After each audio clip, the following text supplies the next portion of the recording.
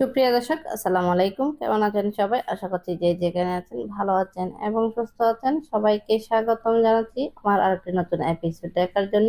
আমি আজকে আপনাদের সাথে শেয়ার করছি খুবই মজাদার এবং খুবই টেস্টি একটা পিঠার রেসিপি।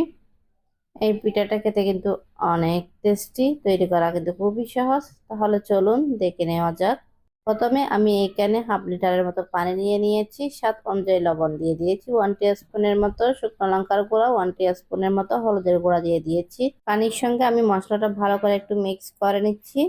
মিক্স করা হয়ে গেছে, এখন ব্লক আসা পর্যন্ত অপেক্ষা করে নিচ্ছি। এখন ব্লক এসে গেছে, আমি এখানে 1 কাপ চাউলের গুঁড়া দিয়ে দিয়েছি। আমি এখানে ভিজা চাউলের গুঁড়াটা নিয়েছি, আপনারা চাইলে শুকনো চাউলের গুঁড়া দিয়ে কিন্তু এই ডোটা তৈরি করে নিতে পারেন। গুঁড়িটা আমি পানির সঙ্গে মিক্স করে ডো তৈরি করে নিয়েছি। এই ডোটাকে কিন্তু বেশিক্ষণ সিদ্ধ করে নিতে হবে না, দেওয়ার সঙ্গে সঙ্গে কিন্তু নেড়েচেড়ে মিক্স করে নিতে হবে।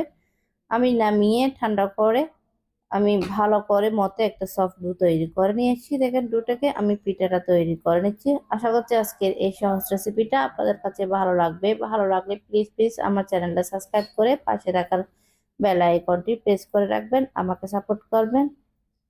এই পিঠাটা আমি কত সহজে তৈরি করে নিচ্ছি দেখে বুঝে নিতে হবে। দেখেন সবগুলো পিঠা তৈরি করে নিয়েছি। এই পিঠাটা তৈরি করা কিন্তু খুবই সহজ, বলার তেমন কিছু নেই। আমি এখন ভাজার জন্য আগে থেকে অয়েলটা গরম করে নিয়েছি। এখন একটা একটা পিঠা দিয়ে দিয়েছি। অয়েলটা কিন্তু ভালো করে গরম করে নিতে হবে। পিঠাটা দেওয়ার পরে কিন্তু চুলার ফ্লেমটা কিন্তু মিডিয়ামে রেখে এই পিঠাগুলো ভেজে নিতে হবে। এগুলা খেতে কিন্তু অনেক টেস্টি।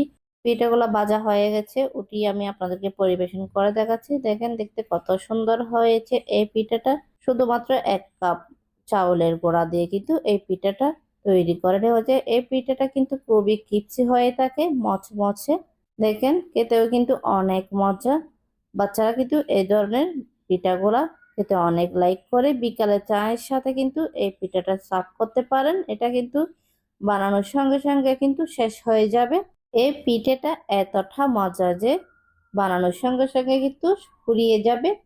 বাচ্চারা কিন্তু অনেক লাইক করে। বিকালে চায়ের সাথে সার্ভ করতে পারেন এই রকমের পিঠাগুলা। আশা করছি আজকের এই সহজ রেসিপিটা আপনাদের কাছে ভালো লাগবে। ভালো লাগলে প্লিজ প্লিজ লাইক, কমেন্ট এবং বেশি বেশি করে শেয়ার করবেন। আর আজকের এই রেসিপিটা আপনাদের কাছে কেমন লেগেছে অবশ্যই কমেন্ট করে জানাবেন। আর এরকম সহজ এবং মজাদার রেসিপি পেতে চাইলে আমার চ্যানেলটা সাবস্ক্রাইব করে পাশে থাকার বেল আইকনটি প্রেস করে রাখবেন, আমাকে সাপোর্ট করবেন।